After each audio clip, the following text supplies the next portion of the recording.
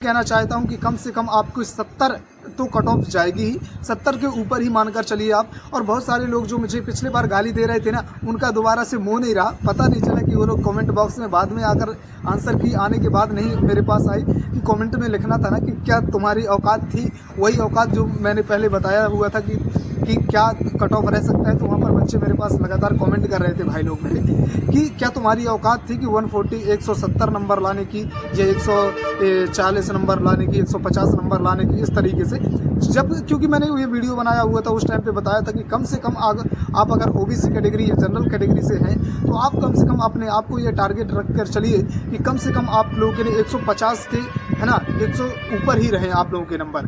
तो वहाँ पर आप लोग इस बात को लेकर जो बच्चे मुझे गाली दे रहे थे, और जब कट ऑफ आई तो ओबीसी की कट ऑफ 2023 की 148 ही आई, आप सभी लोगों ने देखा ही होगा, ठीक है ना। तो यहाँ पर बस मैं यही कहना चाहता हूँ मित्रों कि आप लोग ना अभी आपके पास समय है, रिवीजन लगातार करते रहिए और यहाँ वहाँ की कुछ दिन के लिए मोबाइल फ़ोन रख दीजिए आप, है ना, और मोबाइल फ़ोन के पीछे मत पड़िए। जब भी पढ़ाई करने बैठिए, रिवीजन करने बैठिए दोस्तों, तो मोबाइल को या तो साइलेंट मोड पर रख दीजिए या फिर मोबाइल से कोई मतलब ही मत रखिए। क्योंकि दोस्तों अब आपके पास समय नहीं बचा, आपने बहुत लापरवाही कर ली, बहुत कर लिया आपने। अगर आपने पढ़ाई भी किया हो तो बहुत अच्छा किया, आपने बहुत अच्छा रिवीजन किया, फिर भी आपको रिवीजन करना बनता है। अभी आप लोगों के पास कम से कम 7 से 8 दिन का समय तो भरपूर है, जिसमें आप अभी भी चाहें तो कम से कम 5 से 6 यूनिट का लगातार जो है रिवीजन कर सकते हैं। क्योंकि आपके पास रिवीजन करने की एक टेक्निक होनी चाहिए। आप एक टारगेट बना लीजिए कि चाहे जैसे भी हो 24 घंटे के अंदर मुझे ना कम से कम अपना जो है टाइम ख़राब करते हुए और मुझे कम से कम 1 यूनिट निपटाना है, 1 यूनिट का लगातार रिवीजन करना है। अगर आपके पास शॉर्ट नोट है तो नहीं है तो आप बुक को मान लीजिए कि बुक मेरा शॉर्ट नोट ही है और उसका लगातार आप ना रिवीजन करिए, लगातार रिवीजन करिए। चाहे आपको 24 घंटे नहीं 36 घंटे करने पड़े, पानी ना पीना पड़े। लेकिन यहाँ पर बात आती है जो ना, तो यहाँ पर बात आती है इस बात की कि आपके करियर की बात आती है, आपके एक वर्ष जो है ख़राब होने की बात आती है, आपका एक समय ख़राब हो रहा है, आपकी ये एक समय जो साल भर आपने पढ़ाई की है। देखिए अगर आपने साल भर लगातार पढ़ाई की है, अगर आपने रिवीजन नहीं किया तो आपके उसका ज़्यादा मतलब निकलने वाला नहीं है। क्योंकि देखिए जब आप एग्ज़ाम हॉल पर जाते हैं ना तो वहाँ पर मायने ये नहीं रखता दोस्तों, मैंने कई बार कहा है कि आपने कितना पढ़ा, मायने ये रखता है कि आपने कितना रिवीजन किया और जब आप एग्ज़ाम हॉल पर गए ना तो उस समय आपको कितना याद रहा। ये चीज़ें मायने रखती हैं, ना कि ये मायने रखती हैं कि हम गड्ढा लगा के जो है बुक्स रख ले और ढेर लगाकर और उसके बारे में हम बस कहते रहें कि नहीं हम तो पढ़ाई कर रहे हैं, पढ़ाई करते रहें, बस रिलेशन वालों को दिखाते रहे, यहाँ वहाँ के लोगों को दिखाते रहे। ये सब अच्छा नहीं है ना। यहाँ पर आप लोगों को ना कट ऑफ पर बिल्कुल अभी फोकस नहीं करना, अभी आप लोगों को बिल्कुल और रिवीजन पर फोकस करिए। मैंने बता दिया क्योंकि बहुत सारे कमेंट आ रहे थे तो मुझे बताना पड़ा कि आप लोगों का कट ऑफ, मैं अभी भी कह रहा हूँ कि 150 के ऊपर ही जाने वाला है आप लोगों का कट ऑफ। क्योंकि लगातार कंपटीशन बढ़ता जा रहा है, सीटें भी कम है एमपीपीएससी में, तो एमपीपीएससी का कट ऑफ इस बार का भी हाई ही जाएगा। देख लीजिए 150 का आप टारगेट बनाकर चलिए, कम से कम मिनिमम मैं कर रहा हूँ, बोल रहा हूँ कि अगर आप एससी या एसटी कैटेगरी से आते हैं तो आपको कम से कम नहीं तो 155 से अब ही जाना चाहिए ऊपर, और कम यानी और अधिकतर कम से कम तो 180 तक आपको पहुंचना ही चाहिए।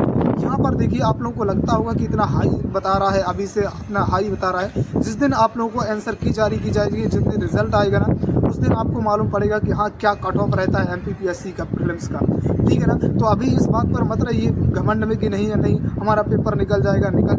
मैं आपको डिमोटिवेटेड करने के लिए नहीं आया, बल्कि मैं ये बताने के लिए आया हूँ कि आप लोग का जो समय बचा है ना उसे आप लोग यूटिलाइज़ करिए, सही तरीके से आप पढ़ाई करिए, आज सही तरीके से रिवीजन कर लीजिए।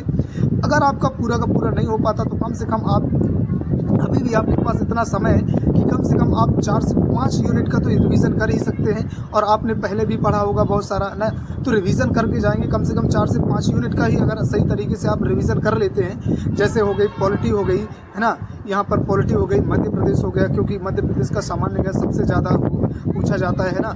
और करंट अफेयर पर अब आपको ध्यान देने की ज़्यादा ज़रूरत नहीं है ना। यूनिट 10 हो गई जहाँ से मध्य प्रदेश से ही रिलेटेड है, मध्य प्रदेश की जनजातियों से।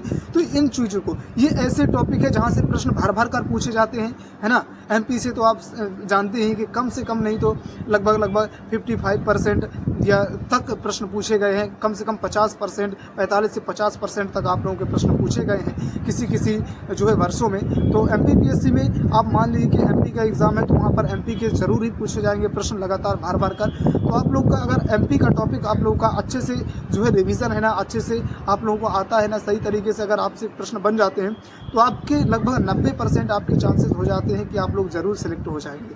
तो इस बात पर आप ध्यान रखिएगा और कट ऑफ पर आप ज़्यादा फोकस की करने की ज़रूरत नहीं। अभी आप केवल और केवल उस बात पर ध्यान दीजिए कि आपको रिवीजन कितना करना है, कैसे रिवीजन होना चाहिए, किस तरीके से रिवीजन होना चाहिए, केवल इस बात पर आपका फोकस होना चाहिए। पूरा 100% आप बता दीजिए। एक बात और जो सबसे ज़रूरी और कोई नहीं बताता, देखिए आप लोगों को दोनों पेपर बहुत ही महत्वपूर्ण होते हैं, चाहे वो जीएस पेपर फर्स्ट हो और चाहे सी सेट का पेपर हो से पेपर सेकंड हो। पेपर सेकंड को भी क्वालिफाई करना आप लोगों की बहुत ही इंपॉर्टेंट होता है। भले ही आप लोगों को 40% अंक ही लाना है, लेकिन यहाँ पर आप लोगों को मैं कहना चाहूँगा कि अभी आप लोगों के पास समय थोड़ा सा है। कम से कम आप आधे घंटे ना थोड़ा समय दीजिए, 2-4 दिन, और उस पर कोई रीजनिंग के कुछ कोडिंग डिकोडिंग वाले जो है ना प्रश्नों को करिए, कुछ परसेंटेज के प्रश्न कर लीजिए, मैथमेटिक्स के ऐसे कैलकुलेशन वाले है ना, यहाँ पर बार कोड वाले, ऐसे एवरेज वाले, तो यहाँ पर आप लोगों के कुछ प्रश्न बन जाएंगे। और हमेशा सी सेट के पेपर को पीछे से सॉल्व ज़रूर करना, क्योंकि पीछे 3 पैराग्राफ आएंगे जो आप लोगों को हिंदी से होंगे, और कम से कम आप लोगों के अगर 10 नंबर का एक पैराग्राफ रहता है तो उसमें से कम आप लोगों के से अगर वहाँ पर 10 प्रश्न आएंगे तो कम से कम 7 प्रश्न की मैं गारंटी लेता हूँ कि आपसे बनेंगे। क्योंकि कितना भी अगर गधा होगा ना तो भी उसमें उसी में आंसर रहता है। ज़रूर आप पीछे से ही सॉल्व करेंगे सी सेट के पेपर को, इतना ज़रूर ध्यान देंगे, ठीक है ना। बस मैं इतना ही कहना चाहता हूँ। तो आज की वीडियो में बस इतना ही। आप सभी लोगों को मैं मेरी तरफ से बहुत शुभकामनाएं कि आप सभी लोगों का पेपर क्लियर हो, सभी मेरे भाई बहन जल्दी से जल्दी अपने मुकाम को हासिल करें। Thank you, best of luck कहना